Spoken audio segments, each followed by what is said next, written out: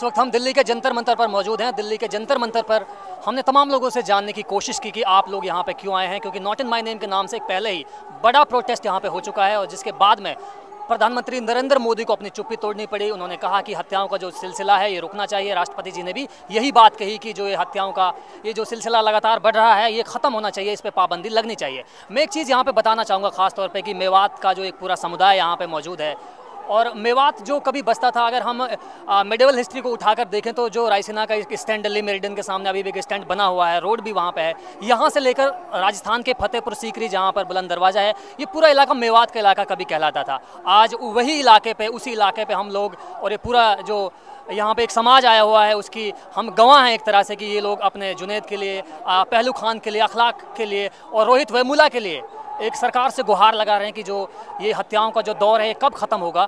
और हम यही जानने की कोशिश करेंगे कि वो दिन याद आता है बार बार जब लोग, मैं रिसर्च के दौरान भी इस बात को कह रहा था और लोगों से ये जानने की कोशिश कर रहा था कि मेवात समुदाय की हिस्ट्री क्या है, मेवात समुदाय का जो असल अगर हम इसकी तारीख में जाएँ तो क्या निकल के आता है। तो बड़ी चीज़ ये निकल के आई कि पहली बार जब 1526 में बाबर पानीपत की लड़ाई को जीत कर 1527 में राजस्थान के खानवा में जाते हैं तो 1527 में बाबर के खिलाफ वो पहली लड़ाई यही समुदाय लड़ता है जो जुनैद का समुदाय है, जो जुनैद के बुजुर्गों का समुदाय है।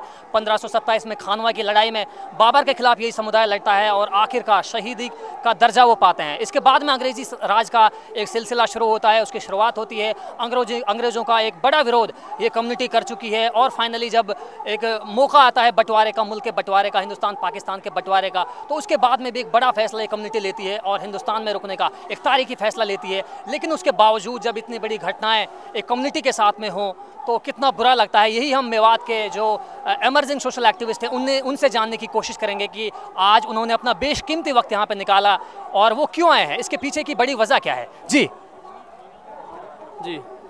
आज जो ये धरना रखा गया है और जो धरना प्रदर्शन जो चल रहा है इसका मेन मकसद ये है कि देश में जो देश के अंदर जो मुसलमानों के प्रति, दलितों के प्रति, किसानों के प्रति एक जो है डर का माहौल क्रिएट किया जा रहा है। सेंट्रल गवर्नमेंट किस तरह से उनका संरक्षण दे रही है। आपको अभी बता दो, हाल में जो घटना घटी है, जो क्या नाम है, मेवात में जो घटना घटी है, ये क्या नाम, बल्लभगढ़ की, जिसमें जुनैद को मारा गया है, उसके बाद पहलू खान को मारा गया था, अखलाक न जाने कितने लोगों को इस तरह से बलिदान दिया गया है। और उनके मैं आपसे जिस तरह से केंद्र सरकार उनका संरक्षण दे रही है, अभी तक किसी पर कोई एक्शन नहीं लिया गया है, सब खुले घूम रहे हैं। तो हमारा मेन मकसद ये है कि समाज के अंदर, देश के अंदर जो तानाशाही रवैया है, जो डर का माहौल पैदा किया जा रहा है, उसके खिलाफ ये धरना प्रदर्शन चल रहा है। और अभी आपने देखा होगा कि कल परसों जो नरेंद्र मोदी ने अपना मुंह खोला है, अपनी बात रखी है, वो ये कह रहा कि मैं गोरक्षकों के खिलाफ हूँ। आप देश के प्रधानमंत्री हैं, आप देश प्रधानमंत्री होने के नाते आप ये कह रहे हैं कि आप ऐसा क्यों कर रहे हैं, आप एक्शन लिए, आप एक्शन क्यों नहीं लेते हैं। मैं देश के प्रधानमंत्री से बात कहना चाहता हूँ कि जो जितने भी गोरक्षक है, गो आतंकी कहूँगा मैं लोगों को, गो आतंकी भी है, देश में तानाशाही का जो रवैया चल रहा है, देश में डर का जो माहौल क्रिएट कर रहे हैं, इसको खत्म करना चाहिए और देश के अंदर अमन और शांति पैदा होनी चाहिए। जी, आप कहाँ से हैं सर? मेवात से हैं। क्यों आए आप यहाँ पे? आप 2014 में प्रधानमंत्री के भाषण को सुनेंगे। उन्होंने कहा था कि कांग्रेस 60 साल से इस देश में पिंक रेवोल्यूशन लाने की कोशिश कर रही है। पिंक रेवोल्यूशन मतलब गो हत्या को सार्वजनिक करना चाह रही है। मेरा सवाल उल्टा इस देश के प्रधानमंत्री से है, पिंक रेवोल्यूशन तो आया इस देश के अंदर, लेकिन इंसानों के कत्ल से। क्या वो ये पिंक रेवोल्यूशन लाना चाहते थे कि इंसानों को कत्ल करेंगे और एक पूरे देश को खून से लाल करेंगे? मैं समझता हूं कि लोकसभा के भाषणों में प्रधानमंत्री के और आज की सत्ता में ज़मीन और आसमान का फ़र्क है। वो इस देश की सभ्यता को समझने वाला उनका भाषण ना उनका व्यवहार है, देश को टुकड़े करने वाला उनका व्यवहार है। मैं समझता हूं उसी के विरोध में आज ये पूरा समाज यहाँ पे है और मैं भी उन्हीं सबके साथ। जी, आप कहाँ से हैं सर? मैं मेवात से नूह से, मोहम्मद आबिद। अच्छा, क्यों आप आए हैं, क्यों, क्या ज़रूरत है आपको यहाँ पे पड़ गई आने की? क्योंकि देश के हालात जो आज हैं, समाज का जो ताना बाना है बिखेरने की कोशिश की जा रही है। जी। एक सरकार के एक समानांतर सरकार दूसरे चला रहे हैं लोग। एक सरकारी तंत्र है, एक दूसरा भीड़ तंत्र है। एक समानांतर सरकार ये मुस्टंडों की सरकार है। वो जगह जगह जहाँ मन में आए उन्होंने हिंसाएं की हैं, वारदातें की हैं। कहीं पहलू को मार दिया, कहीं जुनैद को मार दिया, कहीं वेमुला को मार दिया। ये हालात ऐसे कर दिए हैं कि ये देश गृहयुद्ध के कगार पे जाने वाला है। आखिर एक कम्युनिटी कहाँ तक बर्दाश्त करेगी इन जुल्मों को? हम इन जुल्म के खिलाफ आवाज़ उठाने दिल्ली आए हैं। जी, कहाँ से आप आए? मैं मेवात से आया हूँ। क्यों आए आप? जो देश में पिछले कुछ दिनों में घटनाएं हुई हैं उसको लेकर के, पूरे देश में जो रोष है उसको लेकर के हम यहाँ पे आए हैं। देश में इससे पहले कभी जो हमारे 4 पिलर्स हैं इतनी बुरी तरह कभी नहीं डगमगाया। जो कानून व्यवस्था है इतनी, मतलब उनका राज एक तरह से चला गया है। गुंडे लोगों के पास राज आ गया है। इससे पहले देश का इतना बदहाल हाल कभी नहीं हुआ। देश की छवि जो पूरी दुनिया में इतनी बिगड़ी है, इससे पहले कभी ऐसे न्यूज़ और इंटरनेशनल लेवल पे ऐसी खबरें नहीं गई। चाहे निर्भया कांड हुआ हो, चाहे अभी पहलू की हत्या हो अलवर में, चाहे अभी ये जुनैद की हत्या हुई। तो साफ जाहिर है कि हाल में जो देश का हाल है, लोग किस तरह के लोगों का हल्ला बोल है, कानून में जो हमारे मान लो आपके हम टैक्स पे करके पुलिस प्रशासन को सैलरीज दे रहे हैं, तो उनकी कैसी जिम्मेदारी है कि वो लोग इन माहौल पे कंट्रोल नहीं लगा पा रहे हैं। हर रोज़ हत्याएं हो रही हैं कहीं ना कहीं।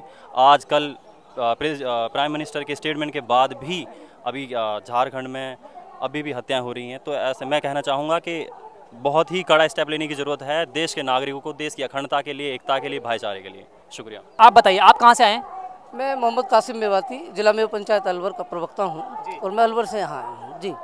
तो आप क्या मैसेज देना चाहते हैं? नॉट इन माय नेम के नाम से पहले एक बड़ा प्रोटेस्ट यहाँ पे हो चुका है। प्राइम मिनिस्टर ने अपनी चुप्पी तोड़ी है, कहा है कि गौ हत्या के नाम पे जो ये हत्याओं का सिलसिला है, इस पे पाबंदी लगनी चाहिए। उसके बावजूद भी ये प्रोटेस्ट हो रहा है।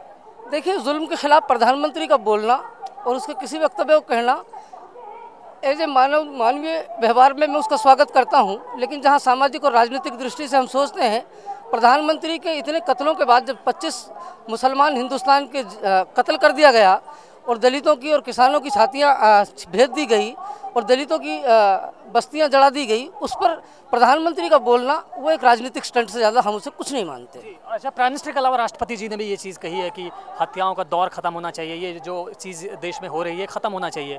वो भी बहुत मतलब एक बड़ा दुख जाहिर कर चुके हैं। इस पर आपकी राय? नहीं, देश का राष्ट्रपति को हम सम्मान करते हैं, वो सर्वोच्च संस्था है और वो भारत के प्रथम नागरिक हैं। एक तरफ प्रधानमंत्री टोपी पहनने से इनकार करते हैं और हमने अभी देखा रोज़ा इफ्तार में कि भारत का राष्ट्रपति टोपी भी पहनता है और कुरान भी पढ़ता है और नमाजी लोगों के साथ होता है। तो हमें उन पर यकीन है कि वो भारत की एकता अखंडता को बनाए रखने में राष्ट्रपति का ये जो विचार है, ये बिल्कुल मील का पत्थर साबित होगा। और इस मुल्क में चाहे वो किसी भी संप्रदाय के लोग हों, भाईचारे से रहते हैं और भाईचारे से रहते आए हैं और ये एकता टूटने वाली नहीं है। लेकिन कुछ हमको विचलित कर सकती है, विकार पैदा नहीं कर सकती। विचार वही है कि भारत एक है, एक ही रहेगा। यहाँ एकता में अनेकता बसती है, इसलिए कोई बहुत आसान नहीं है कि इसकी एकता को तोड़ा जाए। जी, मैं आपसे भी जानने की कोशिश करूँगा कि आप कहाँ से आए, आपका नाम क्या है?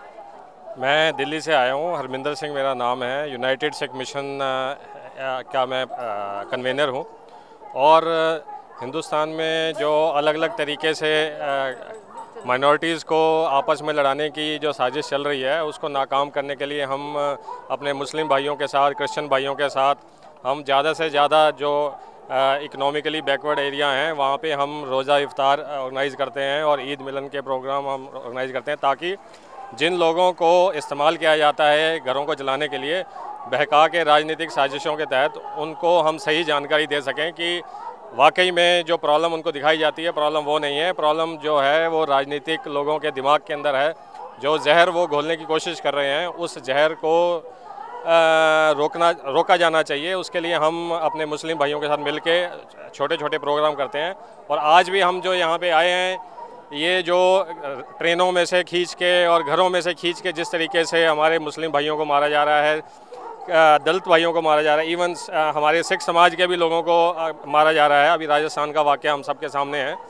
तो ये जो एक सोची समझी साजिश के तहत जो माइनॉरिटीज़ को, दलितों को और शेड्यूल ट्राइब्स, इन सब को आपस में लड़वा कर जो एक बड़ा एजेंडा अपना पूरा करने की जो तैयारी है, जिसको ये अपना हिंदू राष्ट्र जो बनाने का जो सपना ये लेते हैं। और गोवा के अंदर आपने हाल फिलहाल में देखा होगा कि इन्होंने पूरी सेमिनार कॉन्फ्रेंस की है 3-4 दिन की। तो ये मंसूबा भारत को तोड़ने का मंसूबा है और जब तक हम लोग एक साथ रहेंगे, मंसूबा उनका कामयाब नहीं होगा। इसलिए हम हमेशा कोशिश करते हैं कोई भी ऐसा प्रोग्राम हो जहाँ पे आपसी प्यार की बात हो, अमन अमान की बात हो, ह्यूमन राइट की बात हो, तो हम वहाँ पे सिख समाज की तरफ से ज़रूर हाजिरी भरते हैं।